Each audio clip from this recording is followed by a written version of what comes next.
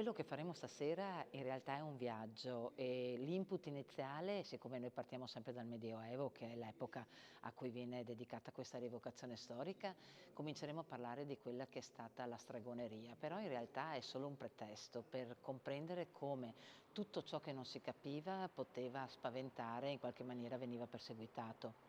Prima le persecuzioni dei cristiani, poi quelle invece che la Chiesa ha realizzato soprattutto dal 1200 con i tribunali di inquisizione nei confronti delle persone che considerava o eretiche o streghe perché non si comprendevano anche certe deformità fisiche o soprattutto certe conoscenze, l'uso delle erbe, potevano essere svariati i motivi. Ma da questo si è poi realizzato un viaggio che porta ad indagare quello che è il mondo dell'esoterico, dove con questo termine si intende significati che sono comprensibili solo da poche persone, e questa è stata la base da cui si è sviluppata